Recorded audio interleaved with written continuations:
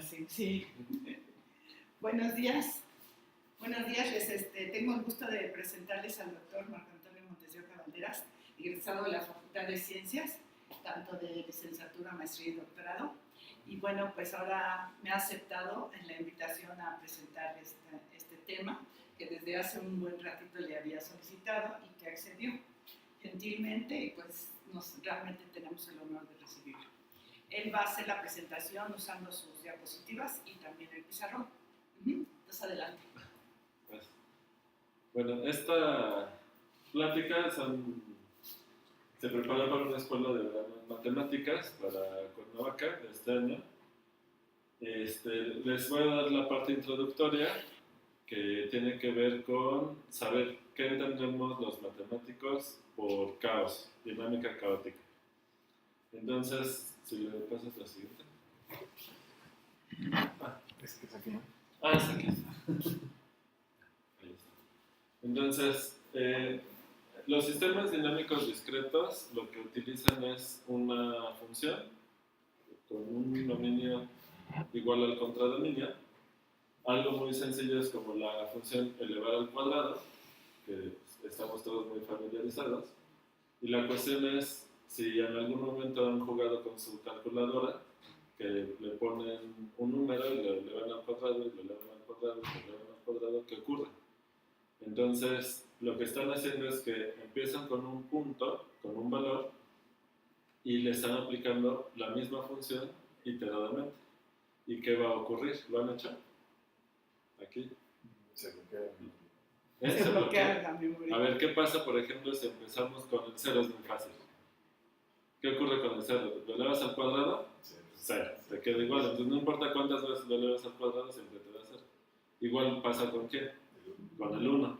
Pero ¿qué pasa con el 2? Que ya no pasa eso. Se eleva al cuadrado, la 4, al cuadrado 16, al cuadrado lo que sea, pero va creciendo tomando valores cada vez más grandes. Entonces, en este dibujo es lo que tenemos así. Empieza con un valor, lo elevamos al cuadrado, entonces la curva roja, que no sé si se ve en la imagen, pero es la gráfica de la parábola. La altura es lo que nos da este valor al cuadrado. Entonces traslado el punto a la identidad, porque al ser la identidad, pues la primera y la segunda coordenada son iguales. Entonces, este punto lo vuelvo a elevar al cuadrado, que simplemente geométricamente es volver a subir a la parábola. ¿Sí está bien? Entonces, si me vuelvo a trasladar a la identidad, ¿qué hago para obtener el cuadrado de este número? Vuelvo a subir a la parábola. ¿Y qué está ocurriendo? Que si lo hago, eso me da una secuencia de números que se está yendo hacia infinito. Si entre más veces yo lo haga, el valor que obtengo es cada vez más grande, por eso la calculadora va a marcar error. Pero eso no solo pasa para el 2, aquí lo vimos, para este valor que ha de ser como 1.2. Sino, si se fijan geométricamente, se nota que eso pasa para todos los valores mayores a 1. Por muy cerquita que yo esté del 1, al elevarlo al cuadrado, quedo aquí por arriba de la identidad, me voy a la identidad, vuelvo a subir a la parábola, me voy a la identidad, vuelvo a subir y así. Entonces, cualquier valor mayor a 1, cuando aplico la función de elevar al cuadrado repetidamente, lo que va a ocurrir es que se están yendo los valores a infinito. Pero ¿qué ocurre con un medio? Lo elevamos al cuadrado y nos da un cuarto. Lo elevamos al cuadrado y nos da un 16avo. Lo elevamos al cuadrado, se va haciendo como más chiquito. Entonces, ¿qué ocurre? Aquí igual en el dibujo tomo un valor cualquiera, me voy a la parábola, esta altura es el cuadrado de este número, me voy a la identidad, me voy a su cuadrado, me voy a la identidad, lo elevo al cuadrado, esta altura es el cuadrado de este número, ¿sí saben? Que era el cuadrado de este número, y así, ¿no? Entonces, al estar elevando al cuadrado, ¿qué está ocurriendo? Tiende a ser, exactamente. Pero eso no solo pasa para un medio o para este valor que está aquí, sino que pasa para todos los valores que están entre 0 y 1. ¿Y qué pasa con los negativos? Con el menos 1, por ejemplo. Pero ¿qué pasa? Lo elevamos al cuadrado y nos da 1. Entonces no se quedó fijo, pero después nos dio un punto fijo. Porque el 0 y el 1, justo como al elevarlos al cuadrado nos da el mismo número, les llamamos puntos fijos de la función. Mientras que el -1 es un punto prefijo. O sea, no queda fijo. Sí se mueve, pero ya después se vuelve un punto fijo. ¿Y qué pasa con los valores entre -1 y 0? Los elevamos al cuadrado y ¿qué nos da? Un número entre 0 y 1. Y como el destino de esos valores era irse acercando a 0, lo que nos está diciendo es que todos los valores cerca de 0 están moviéndose, acercándose a ese 0, tanto como queramos. O sea, el límite es 0. ¿Y qué pasa con los valores menores a -1? Los elevamos al cuadrado y ¿qué nos da? Nos da valores mayores a 1 y entonces al seguir aplicando la función se va a ir a infinito. Entonces, ¿qué está ocurriendo? Que el 0, como los puntos cercanos a 0 van a tender a 0, pues por eso le llamamos al 0 punto fijo atractor, porque está haciendo que los que están alrededor se muevan, los está atrayendo. Mientras que el 1 es punto fijo repulsor, todos los que están cerquitas se alejan. ¿Sale? Bien. Bueno, ahora algo más complicado. ¿Qué pasa si en lugar de hacer eso con la función real elevar al cuadrado, lo hacemos con números complejos? No sé si están familiarizados con números complejos. ¿Sí? Los números complejos tienen la ventaja de que multiplicarlos es muy fácil, que es lo que no se puede hacer con vectores en el plano. Entonces, los números complejos los identificamos con los puntos del plano, pero la ventaja que tiene al operarlos como lo hacemos es que se vuelven un campo parecido a los números reales, en donde tenemos definida una multiplicación que es distributiva con la suma. O sea, las propiedades con las que estamos familiarizados de los números se cumplen con los puntos del plano operándolos de esa manera. Entonces, ¿qué ocurre? ¿Cómo se eleva al cuadrado un número complejo? Lo que ocurre cuando multiplicamos dos números, como son puntos en el plano, los tienen asociados a un vector cada punto. Entonces, ahora sí me voy para el pizarrón para que se siga mejor la idea. Aquí tengo el plano complejo, tengo dos números complejos, tienen asociado su vector A y B. Y por ser vectores en el plano, pues tienen un tamaño que para números complejos, en lugar de ponerle doble raya, le ponemos una, se llama el módulo del número. Este es igual a esto. El tamaño del vector es el módulo del número complejo. Y pues tenemos el tamaño del número complejo B. Entonces, el tamaño de multiplicar A con B nos da simplemente la multiplicación de los tamaños. ¿Sale? Pero los vectores en el plano, aparte de tener tamaño, tienen un ángulo. Y entonces, ¿qué ocurre? Que el ángulo de la multiplicación A por B es igual al ángulo de A de uno de los números más el ángulo del otro complejo. Entonces, multiplicar números complejos es multiplicar sus tamaños y sumar los ángulos. Y eso, lo que me da ese otro vector es que corresponde al número complejo. ¿Sale? Entonces, ¿qué pasa cuando elevo al cuadrado? Voy a dibujar aquí la circunferencia unitaria con centro en el origen, porque ¿qué ocurre? Si tomo un punto de tamaño menor a 1, ¿qué ocurre cuando lo elevo al cuadrado? Pues como el tamaño es menor a 1, así como hace rato, al elevar al cuadrado un número menor entre 0 y 1 nos da algo más chico, pues entonces al elevar al cuadrado nos va a dar algo más chico. Ahora me fijo en el ángulo. Como en este caso elevar al cuadrado ocurre que es multiplicar dos números complejos que son iguales, entonces este ángulo y este ángulo es igual, o sea que el resultado tiene dos veces el mismo ángulo. Me fijo en este ángulo y digamos que está por aquí. Vas a pensar que era 45 grados y que está. Entonces, al multiplicar por 2, nos da sobre el eje imaginario, que es el eje vertical, pero de tamaño más chico. ¿Sale? Cuando lo elevo al cuadrado, duplico el ángulo, se viene para acá, pero se va acercando más al origen. Luego cuando vuelvo a elevar al cuadrado, ya nos da un número negativo aquí, y ya se va a quedar sobre los positivos, pero se va a ir acercando cada vez más a cero, ¿verdad? Y eso va a pasar con todos los puntos que están de tamaño menor a 1, van a estar girando, pero a la vez se van a ir acercando al origen. Entonces vuelve a ocurrir que el origen aquí, el 0, el complejo 0, vuelve a ser un punto fijo que es atractor. ¿Y qué ocurre con los que son de tamaño mayor a 1? Pues al elevar al cuadrado, gira, pero se hace más grande el resultado. El tamaño es más grande.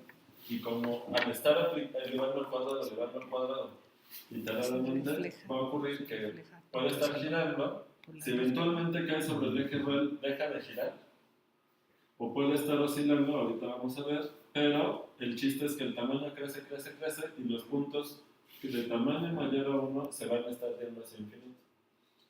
Entonces, una manera en que nos gusta ver esto que está ocurriendo aquí en el plano, a los matemáticos, es mediante la proyección estereográfica identificar a los puntos del plano con los puntos de la esfera, y nos falta un punto que es el polo norte, que a ese le llamamos el punto en el infinito. Entonces, ¿qué está ocurriendo cuando lo vemos así en la esfera? Pues que nos vamos a imaginar que el 0 está en el polo sur, que el infinito anda por acá, ¿y qué está ocurriendo? De alguna manera, por aquí estaría, vamos a pensar el círculo, la circunferencia unitaria, pues es como un casquete en el polo sur. ¿Y qué está ocurriendo? ¿Cómo nos podemos imaginar esto? Que el 0 de alguna forma está ejerciendo una fuerza de atracción. El infinito también está ejerciendo una fuerza de atracción. Hay puntos que se están yendo hacia allá. ¿Y qué ocurre? Debe de haber una etapa de transición. No todos se pueden ir con uno o con otro. ¿Sí está bien? Va a haber una etapa de transición. Son unos que no se van a ir ni hacia el 0 ni hacia el infinito. Que eso ya sabemos, porque el 1 era punto fijo. El 1 no se va a ir a 0 ni se va a ir al infinito. Pero ¿qué ocurre? No solo es el 1, ni el menos 1, sino todos los que están en la circunferencia unitaria. Entonces, digamos, esta manera de pensar en que hay dos fuerzas que atraen, lo que va a hacer es que siempre haya una zona de transición que no es atraída por ninguna de las dos fuerzas. ¿Y qué está ocurriendo con la dinámica de los puntos que no son atraídos por esas fuerzas? Porque lo que es predecible es, si uno está modelando un fenómeno, que podemos usar iteraciones para saber qué está pasando, pues uno siempre que mide condiciones iniciales hay una incertidumbre. Entonces realmente uno está tomando una condición inicial y un error que queda representado por un disquito, que cuando toma una condición inicial con incertidumbre, la condición inicial realmente puede estar en cualquier situación aquí. Pero si estamos aquí, sí sabemos qué va a pasar. Porque no importa que con todo nuestro error de medición, el comportamiento de estos puntos va a ser que se van a ir hacia infinito. Y si nuestra condición inicial está aquí y nuestro error es suficientemente chiquito, podemos asegurar que todos estos puntos se van a ir acercando hacia el origen. Pero ¿cuál es el problema? Si me da una medición en donde estoy aquí y hay un error de una medición de cualquier tamaño, así sea muy chiquita, ya no vamos a saber qué pasa. Porque cualquier error, por chiquito que sea, te va a hacer o que te vayas hacia infinito, o que te vayas hacia 0, o que te quedes en la circunferencia unitaria. Porque ¿qué pasa con los puntos que están de tamaño 1? Al elevarlos al cuadrado, su tamaño no cambia, siempre es de tamaño 1. Lo único que puede ocurrir es que pueda girar. Entonces, en este caso, esta función, la zona donde es caótica, es justo en los puntos de tamaño 1. Es en donde es impredecible qué va a ocurrir. Entonces, vamos a andar en entender qué es lo que está ocurriendo en los puntos de la circunferencia unitaria para ver por qué estamos diciendo que es una situación caótica. Porque uno puede decir, no, mira, pero si estamos seguros que la condición inicial es 1, ahí sí sabes que no se va a mover, ahí se queda. El problema es que siempre que uno modela cosas, pues siempre hay incertidumbre. Entonces, si uno empieza aquí, aún sabiendo, si la condición inicial pudiéramos garantizar que hay un error, pero que el tamaño es 1, digamos que podemos asegurar que nos estamos moviendo aquí, aún ahí va a haber problemas. Y es lo que vamos a ver a continuación.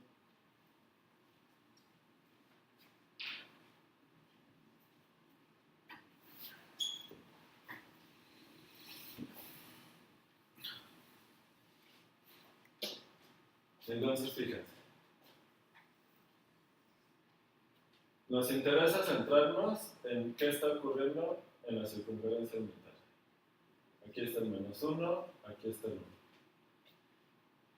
Entonces, para yo poder entender qué está ocurriendo con la dinámica de los puntos aquí, me va a convenir, en lugar de pensarlos como números complejos, como el tamaño no cambia, lo único que me interesa saber es, dado un punto en la circunferencia, ¿qué ángulo tiene con el eje?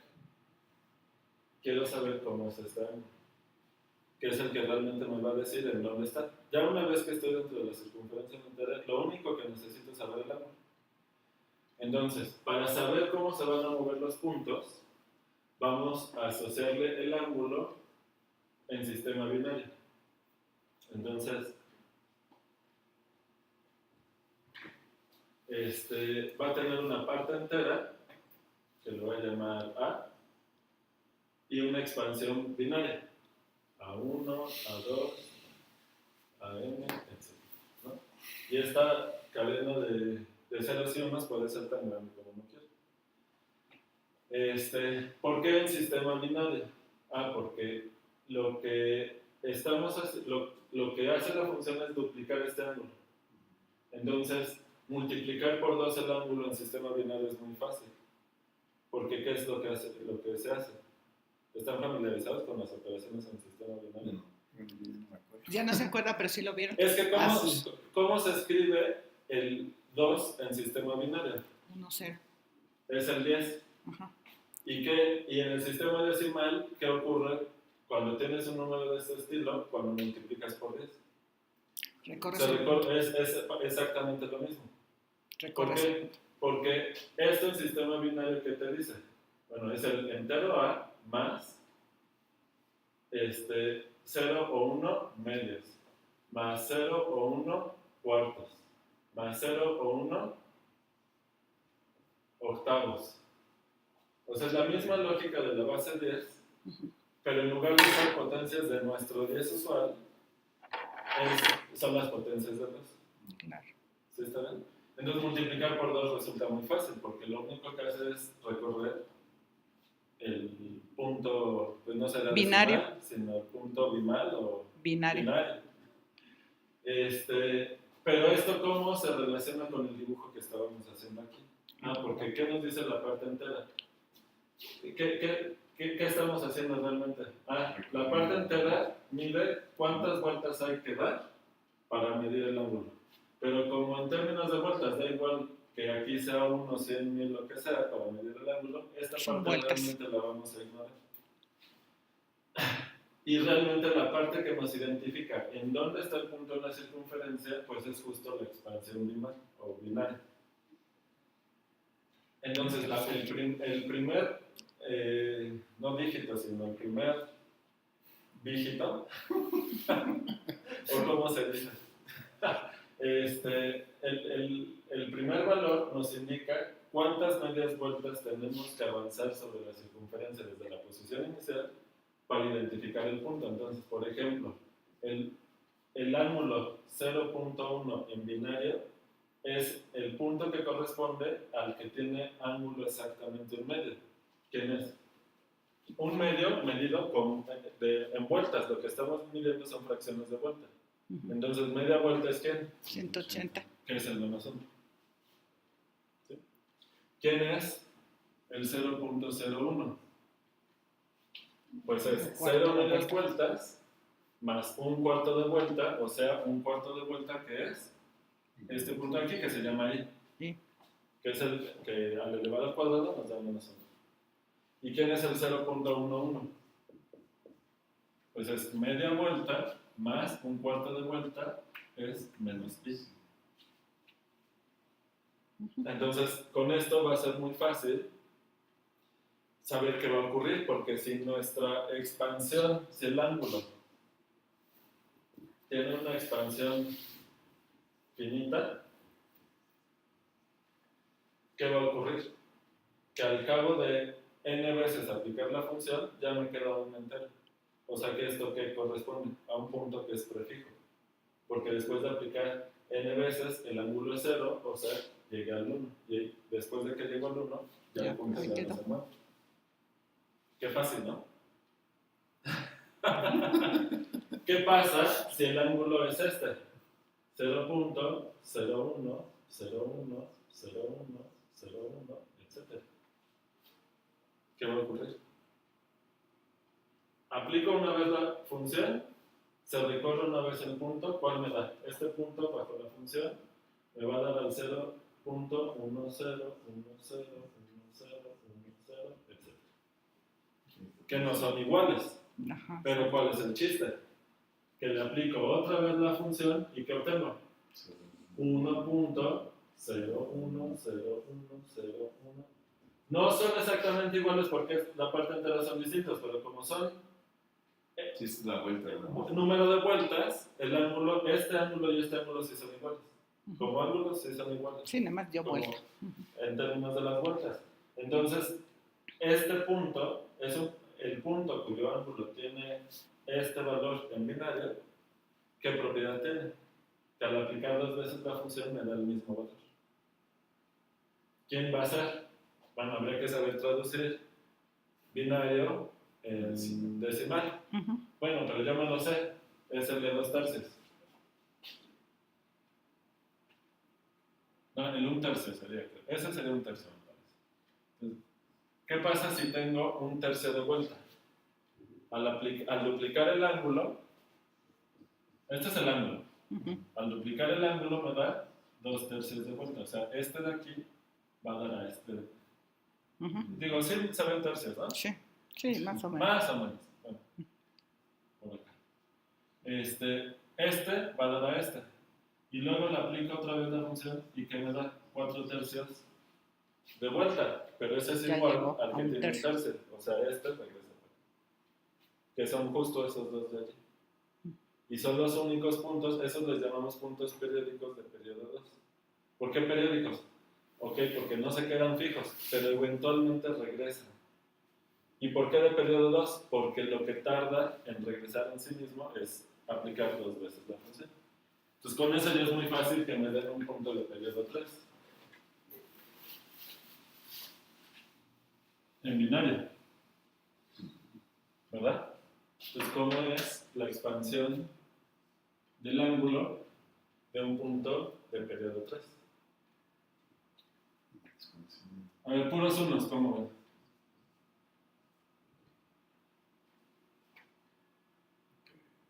¿Cómo ven? Pues le aplico una vez la función, queda igual, la aplico 2 veces, queda igual. Entonces, ¿es de periodo 2? No.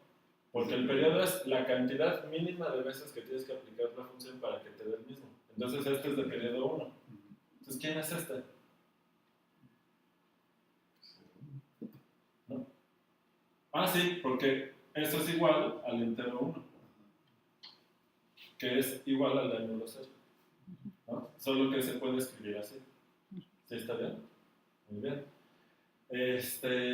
Podría ser .001 y ahí, así, 0, Entonces, 0. punto 001 y otra vez, ¿verdad? 001, 001, etcétera, ¿verdad? Entonces, le aplico una vez la función y ¿a quién va a dar? Al 0.01, 001, 001, etcétera. Que sí son distintos. Le aplico otra vez la función y me da 0.1001, 001, 001, etcétera. Los tres son distintos. Pero le vuelvo a aplicar la función y ya me dio el mismo que hace rato. Como una vuelta más, ¿no? Exactamente. Sí. Sí, pero que al final es el mismo. Este sería de periodo 3. Y este, en ángulos, es el mismo ángulo, medido en fracciones de vuelta, en binario. Entonces ya con eso podemos imaginarnos que hay puntos de todos los periodos.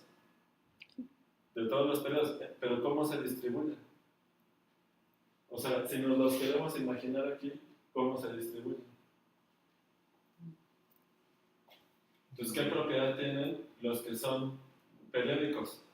Que son los que tienen una secuencia al inicio que se repite, y la secuencia al inicio que aparece es cualquier combinación de ceros y unos tan larga como quieran.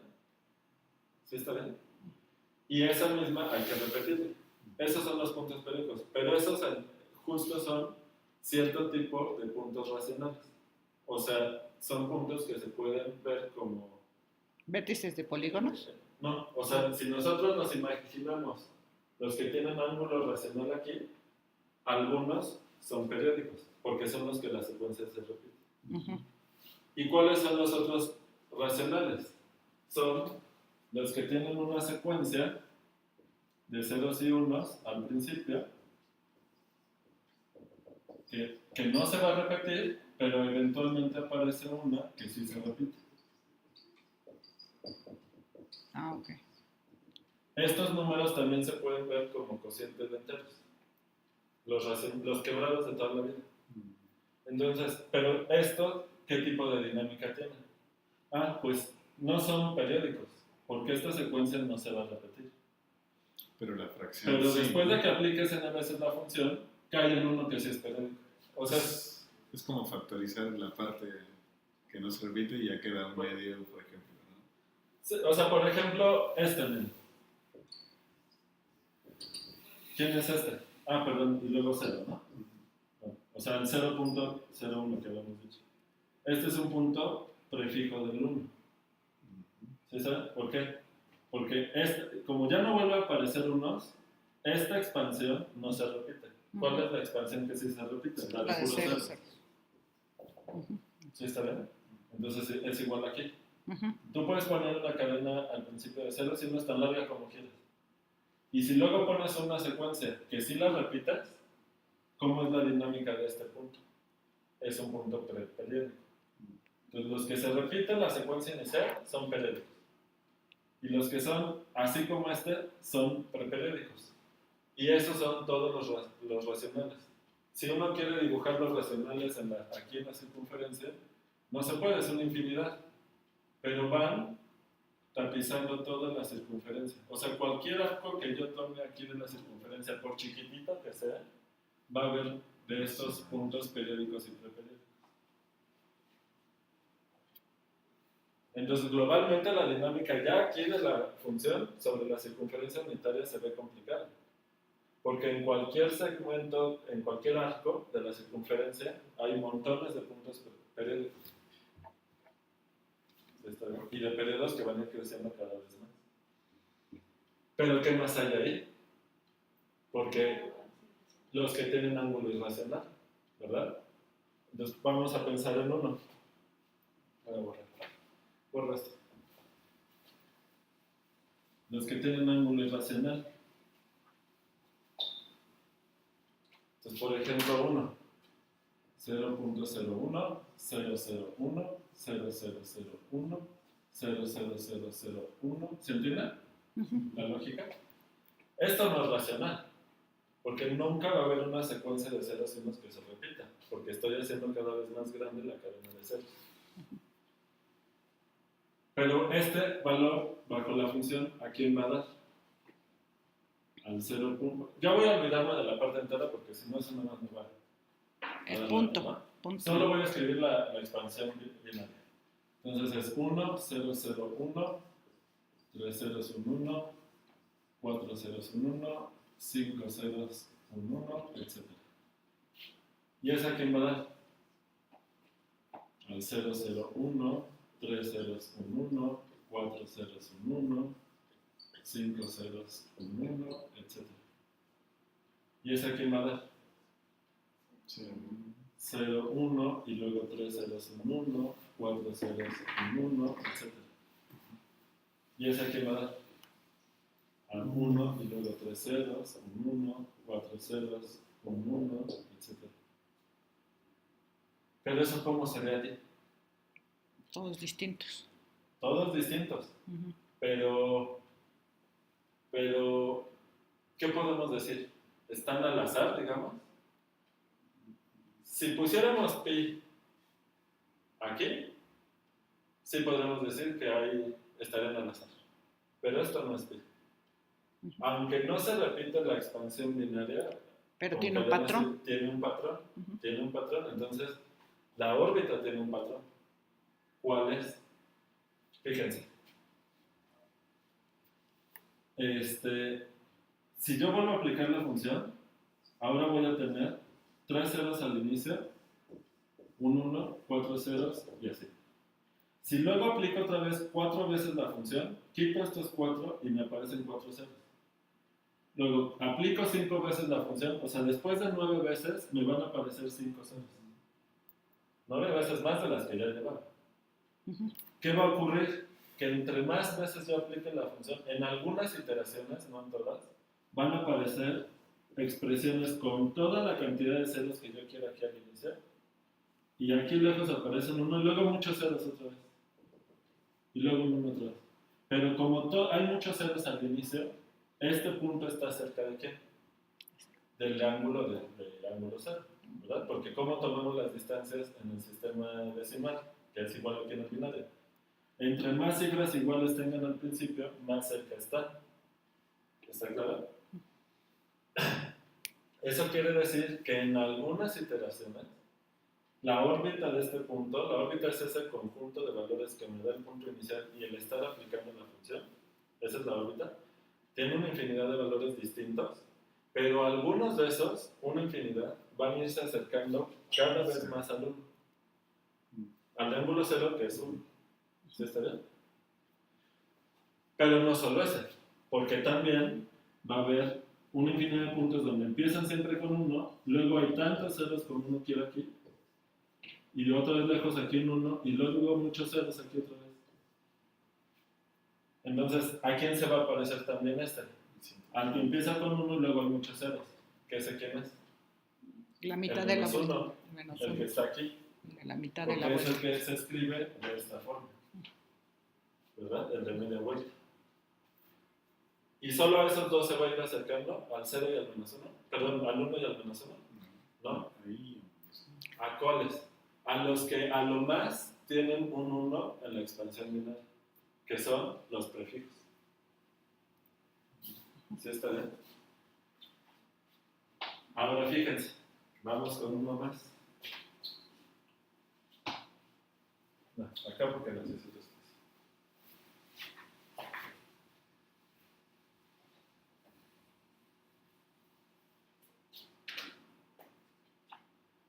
Tomen este.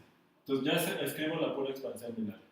Empiezo con un 0, un 1, luego dos ceros, 0, 1, 1, 0, 1, 1. ¿Qué estoy haciendo? Noten esto. Luego tomo 0, 0, 0, 0, 0, 1, 0, 1, 0, 0, 1, 1, 0, no, 1, 1, 0, 0, me sigo acá, 1, 0, 1, 1, 1, 0, 1, 1, 1. ¿Qué puse? Estamos acá, hasta acá. ¿Qué estoy poniendo? Y luego, ¿qué va a seguir? Todas las combinaciones de ceros y unos de longitud 4. Y me sigo con todo. ¿Qué va a pasar con la órbita de este punto? Pues como yo puedo ir aplicando la función y al inicio me va a aparecer, o sea, después de aplicar la función suficiente cantidad de veces, al inicio me va a aparecer cualquier combinación de ceros y unos que yo quiera, tan grande como yo quiera, tan larga como yo quiera. ¿Eso qué quiere decir? Que la órbita de este punto se acerca tanto como yo quiera a cualquier punto allí. Es lo que le llamamos una órbita densa.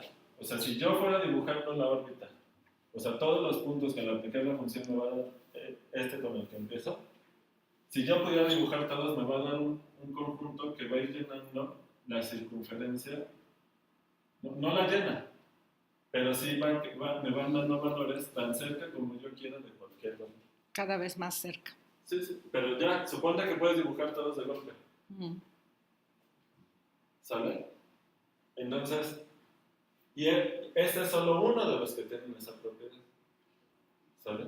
De hecho, si toman un punto al azar de la circunferencia, con probabilidad 1 van a tomar uno con esta característica. Y con probabilidad 0 cualquier otro. Que aguas con la probabilidad, ¿verdad? Porque no quiere decir que no existan puntos de otra órbita, sino que los que tienen esta propiedad son tantos y están acomodados de tal manera a lo largo de la circunferencia que prácticamente la llenan toda. Son los que más hay y por eso es la probabilidad 1. Son así, avasallan a los demás, aunque realmente los que nosotros estamos familiarizados y los que las computadoras pueden entender son los otros. Entonces, por eso es importante entender la teoría. Porque si tú agarras la computadora y le dices, a ver, dime cómo funciona esta función aquí. Para la computadora van a ser puros puntos prefijos.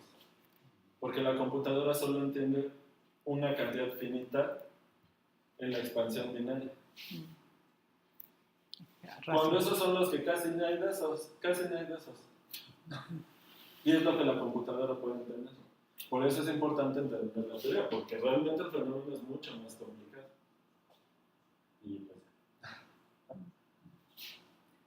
Bueno, y también se ve que, por ejemplo, con equipos que tengan más posibilidades, pues cubren más, pero siempre va a llegar un límite. Sí, pero como siempre manejan una cantidad finita de datos, o sea, solo en el caso de una función de este estilo, la computadora pensaría que todos son prefijos.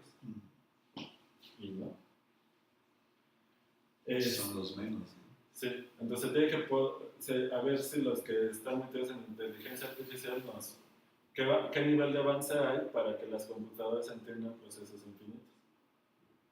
Pues no debe ser fácil porque como seres humanos tampoco los entendemos muy bien, ¿no? Pero bueno, entonces, ¿qué es importante? Que cuando pensamos cómo es la función sobre la circunferencia unitaria es caótica, porque tiene dos ingredientes. Hay puntos periódicos por todos lados y hay puntos que tienen órbita densa. O sea, puntos que al irse moviendo a lo largo del espacio van apareciendo por todos lados y se van acercando a todos tanto como queremos. ¿Sale? Entonces, es una de las definiciones que se usan de causa en matemáticas. Cuando hay una función con esas dos propiedades, decimos que la función es caótica en este espacio. No fuera de eso, porque fuera de eso sí podemos predecir qué va a pasar. ¿Sale? Eso está. Muy bien, se ilustra. Hay ahora la sesión de comentarios, ¿no? Por ejemplo, algo que me ha inquietado y se lo he dicho es como que si él ha llegado a tener contacto con gente en su medio que le interesen las aplicaciones, ¿no? Como es en ingeniería, ¿no?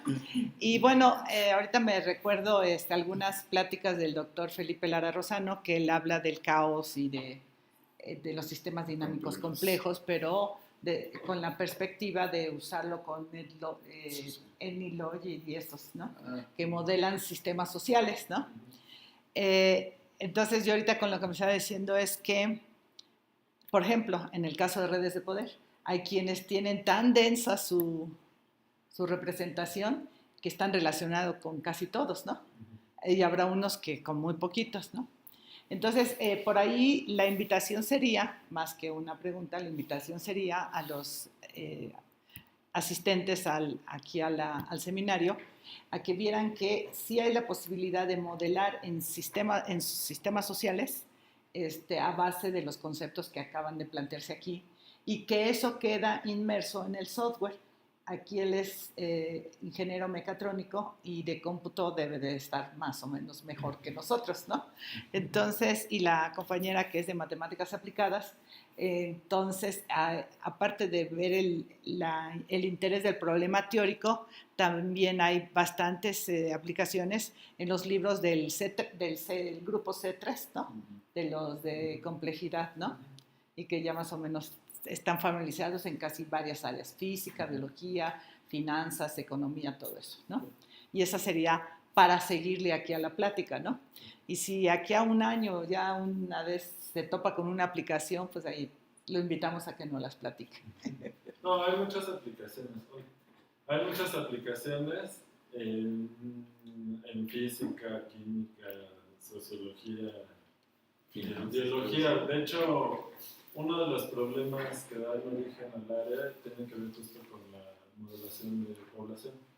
Un modelo muy famoso es con familias polinomios cuadráticos, se llama la familia logística,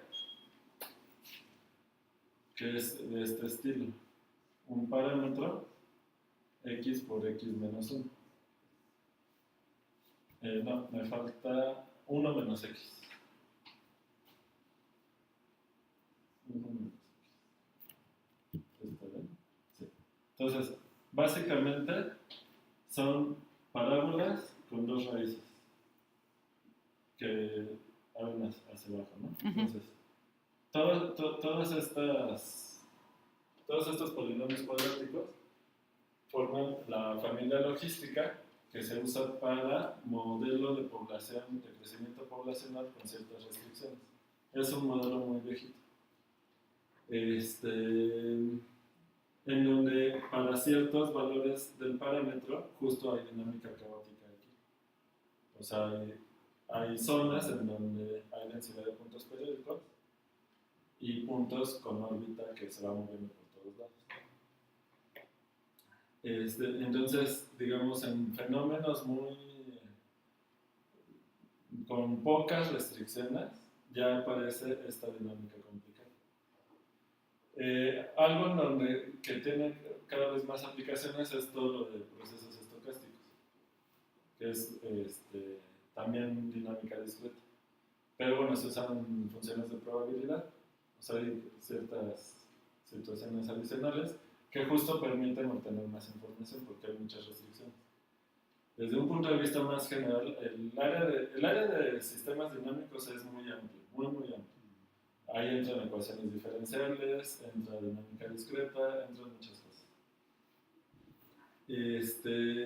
Y dentro de dinámica discreta, pues también hay varias ramas. Yo estudio sistemas dinámicos discretos de funciones de variable compleja.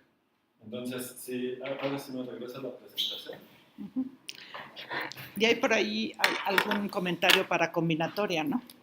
Sí, ahorita, sí, el área de sistemas dinámicos tiene esa característica que va a tener problemas relacionados con teoría de números, matemáticas discretas, o sea, gráficas, combinatoria, ecuaciones diferenciales, análisis, topología, de todo tipo van a aparecer.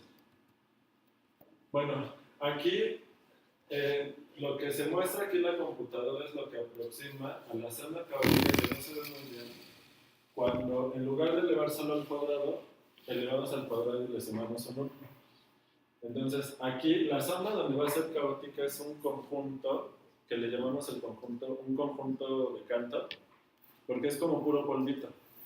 O sea, está hecho de piezas de puntos solitos, pero se van juntando entre ellos. Por eso es como un polvo, como una nube de polvo, digamos.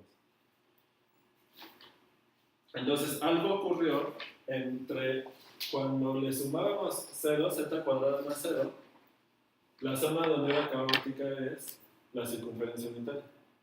Pero cuando le sumamos un 1, la zona caótica se hizo como un polvo, una nube de polvo. Entonces, algo pasó en la transición. Entonces, si lo han visto en el metro de la raza, la apago la luz porque se ve. Hay imágenes de fractales. Los fractales que pueden ver se construyen a partir de iteración de funciones. Este es un fractal especial porque este no se obtiene, el conjunto de Mandelbrot, que es de los famosos, no se obtiene de iterar directamente la función, sino es un mapa que nos da información de la siguiente manera. Estamos estudiando aquí en el conjunto de Mandelbrot la familia de polinomios cuadráticos de la forma z cuadrada más una constante. La zona de color que aparece afuera son parámetros z, de manera que si yo me tomo un puntito aquí en la zona de color, la zona donde es caótica la función correspondiente es justo esta nube de polvo. Y cuando tomo un punto en la zona negra o en la orilla de la zona negra, es el conjunto donde es caótica la función, que le llamamos el conjunto de Julia, por un matemático francés, Julia, es un conjunto de una sola pieza. Entonces, cuando el parámetro está afuera, es una nube de polvo. Se rompió en muchísimos cachitos. Y cada cachito es un punto. Y cuando está dentro, es una pieza y además es de tipo fractal. Ese es para otro tipo de función, es una función racional, o sea, el cociente de dos polinomios. Y la zona donde es caótica, la computadora la aproxima con la zona roja. Y aquí hay otras propiedades que nos interesan. Este es un conjunto de Julia que es de una sola pieza, en lugar de polvito como el otro que les había mostrado. Este es para la exponencial, multiplicada por una constante. La zona donde es caótica la aproxima la computadora con la zona roja y pareciera que es gordita la zona donde es caótica, pero no. Eso no se puede. Eso es error de la aproximación. Ahí, la zona donde es caótica son infinidad de curvas que se van pegando entre sí. Por eso se le llama ramilleta a ese conjunto. Ramilleta de Cantor, por varias propiedades que tiene. Aquí es la zona donde es caótica la exponencial compleja, es todo el plano. Todo el plano. Entonces, en todo el plano ya el conjunto de puntos periódicos es denso y por todos lados hay puntos con esa propiedad de que su órbita se va moviendo por todo el plano. Entonces la dinámica es muy, muy complicada. Y aquí son otros ejemplos. Pero bueno, ya, de funciones más complicadas.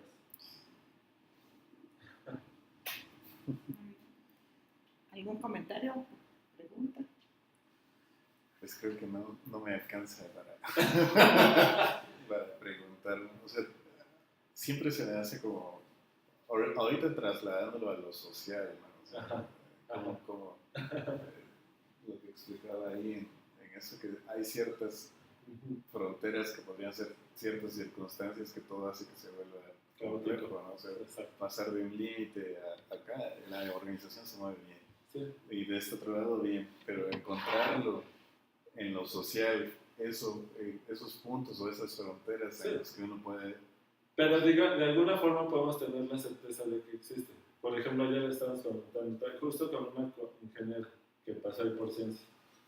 Decíamos, en la situación social actual, digamos que hay un fenómeno donde está una pugna, digamos, entre los valores y los antivalores, ¿no? Entonces, por un lado está la gente que se comporta y promueve que haya solidaridad, colaboración, honestidad, trabajo arduo, o sea, una serie de valores.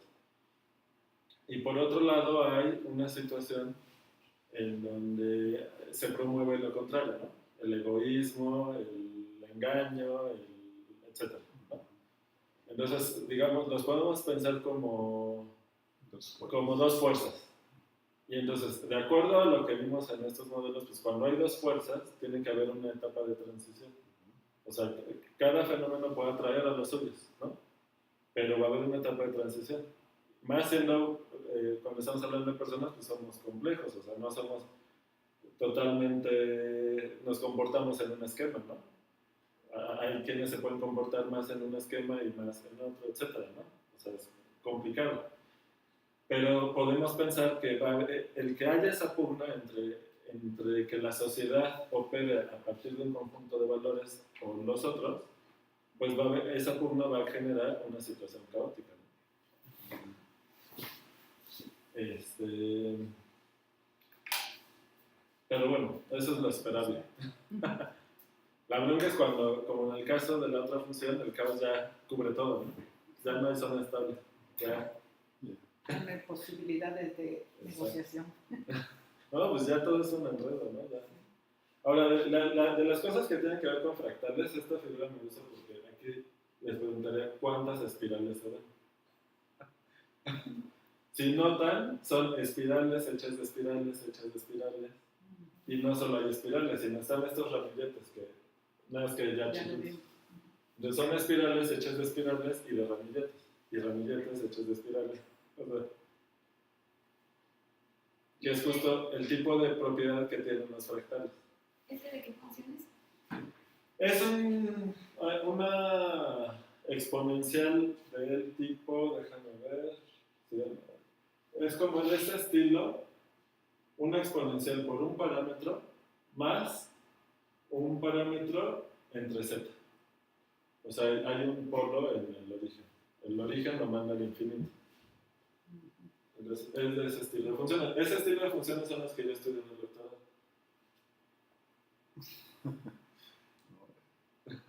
Y bueno, pues a ese nivel pues son resultados nuevos, teoremas, trabajar con grupos, ¿verdad? Grupos de la misma área para producir más conocimiento. Sí. O sea, sí se me hace interesante y siempre digo, ¿cómo es que llegan a eso? ¿Cómo es que se les ocurre eso? Y bueno, y yo lo que busco, tal vez en otra vez, por eso es que ingeniería es la parte de aplicación, ¿no? Es decir, yo he visto a veces que algunos modos, como la resiliencia, ¿no? Ese famoso concepto que ahorita está en todos lados, que nace, creo, no estoy seguro, pero en la mecánica de materiales, ¿no? Y cuando un metal es capaz de dar un estrés, regresar a su estado. Se ha ocupado en la psicología y eso, ¿no? O sea, aplicar esto de que exista o que se vincule a una metodología de organizaciones o de empresas para decir, mira, no te acerques aquí, aquí vas a llegar al caos, ¿no? Sí, puedes voltear. Justo de lo que han comentado, también en economía se estudian estas cosas, por supuesto. Una dificultad es que, bueno, tratamos de, al tener un modelo, hacemos abstracción de muchas cosas, nos interesa el comportamiento del sistema a largo plazo, por eso nos interesa que el tiempo tome valores grandes, pero cuando estás modelando algo en concreto, por ejemplo, hay una discusión sobre si las bolsas de valores tienen una dinámica caótica o hay una situación en donde puede parecer que es caótica, pero eventualmente se va a estabilizar. Entonces, los defensores, por ejemplo, del sistema capitalista dicen, no, es que eventualmente se va a lograr la estabilización. Pero ¿cómo puedes, en un periodo de tiempo que estudias el fenómeno, predecir si el futuro es impredecible o se va a estabilizar? Cuando tienes una cantidad finita de datos, por ejemplo. Entonces, digamos, partes de los modelos teóricos con la información que tienes, pero con muchos datos, ¿y qué haces cuando tienes realmente pocos datos? ¿No? O sea, porque tú puedes estudiar el comportamiento de las bolsas de valores de todos los países que quieras, durante la cantidad de años que quieras, pero eso realmente es poco. O sea, eso no vas a poder saber, decir con certeza cómo va a ser la dinámica, porque como hemos visto, algo que puede parecer estable al principio, después se puede hacer muy inestable, y al revés. Entonces, realmente la discusión tiene que ir por otro lado. Pero, por ejemplo, ¿en qué sentido sí se puede aplicar? Y son aplicaciones que se usan actualmente. Estos procesos estocásticos tienes una función que si tienes una empresa de renta de carros que tiene varios puntos de entrega, entonces pues el flujo no va a distribuir los vehículos de forma en que atiendas la demanda, sino que tienes que hacer un ajuste para que haya suficientes vehículos en cada punto de entrega. Entonces tienes que hacer un modelo en donde con una tasa que te diga la tasa de entrega en cada lugar, cuál va a ser el comportamiento a futuro. Y eso con dinámica discreta puedes saber qué lugares tienden a quedarse vacíos para hacer un ajuste y poder acomodar en donde hay una tendencia a que se acumule, poderlos regresar a los lugares donde tienden a vaciarse. Y eso ya se usa en la actualidad. Apenas mis alumnos de cálculo ahí en la facultad decían unos estudiantes de física que por qué, si por tales cosas que estábamos viendo en cálculo era importante para los físicos, y les decía que en cierta manera del conocimiento matemático pues, hay un montón de cosas desarrolladas y muchas cosas todavía no se aplican porque de aquí a que se empieza, porque para aplicar, ¿qué dificultad tienes? Tienes que estar familiarizado, entender un fenómeno en concreto y a la vez tener una herramienta sofisticada para poderlo abordar. Entonces se requiere como mucho conocimiento de parte de las personas para ir abordando esos problemas. Entonces ahí hay mucho que hacer realmente. Entonces el futuro de la aplicación de la herramienta matemática en general todavía es muy muy vasto. Apenas las cosas que se empiezan a usar, por ejemplo en ingeniería, el grueso de las aplicaciones para funciones de varias variables y vectoriales se centran, por ejemplo, en modelar cosas lineales, ¿no? Cuando sabemos que el universo no es lineal. Tan solo como un ejemplo. Y pues obviamente en matemáticas hay muchas herramientas para estudiar funciones no lineales. Pero tan solo la herramienta del estudio de funciones lineales de varias variables con imagen vectorial, ya solo eso nos está dando muchas herramientas para resolver muchas problemáticas. Entonces, pues si se sigue desarrollando las aplicaciones de las herramientas, pues hay mucho potencial en todas las áreas. Muy bien. ¿Vero? ¿No? Muy bien. Mencionabas que tiene aplicaciones también en la economía. Sí. Y hay, cuando se vuelven caóticos, dices que toman, Es impredecible, digamos, qué va a pasar. por ejemplo, el fractal que mencionaste que estaba en todo el espacio, el caos, ¿no? Pero más o menos como qué funciones se dan más frecuentemente en la economía en estos casos cuando caen en caos. No, lo que pasa es que era lo que, por eso comentaba de la logística, que en una función cuadrática tan sencilla ya presenta situación caótica. O sea, no hay una regla general, ese es el problema. De lambda x por 1 menos x. Déjenme revisar. De hecho, hay un modelo más sencillo, que es con una función lineal a pedazos. O sea, en lugar de tomar la parábola, pues la aproximas con una lineal a pedazos. Ya, esta para ciertas alturas, por ejemplo, si esta es altura 1, pensando que aquí es el 1, ya esta va a ser caótica en todo el intervalo 0,1. Así de fácil, así de sencillo.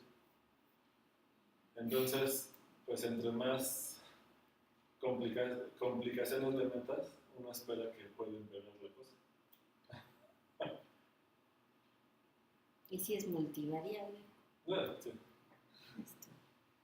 Ahí cambia porque, por ejemplo, si es de varias variables, pero obviamente una cantidad finita, y el vector de imagen es también de cantidad finita, ahí las lineales nunca van a ser caóticas. Entonces, muchos de los modelos que se usan ese tipo de funciones lineales vectoriales de varias variables, ahí no hay bronca. Pero ya en otros casos sí. Por ejemplo, en el área de teoría de juegos, que bueno, está en la parte estocástica y que se usa más para negocios, ¿no? También aplicaría este razonamiento Sí. en cuanto a las bolsas que mencionabas, ¿no? Sí, sí. Ahí en procesos estocásticos sobre todo tienes el problema de que bajo qué condiciones, digamos, no va a haber caos, porque son lineales, ¿no? Bueno, digamos la base. En el caso lineal, pues no vas a tener no vas a tener caso. Ya cuando metes más complicaciones, ¿no? Y dejas el lineal, ya la cosa se pone bastante complicada. Pero, digamos, aún en el caso lineal, en caso de que haya una región de atracción, para saber dónde estás, si está en tus restricciones y eso, pues hay que saber bastante de lineal. Muy bien, ¿sí? Pues muchas gracias. Bueno,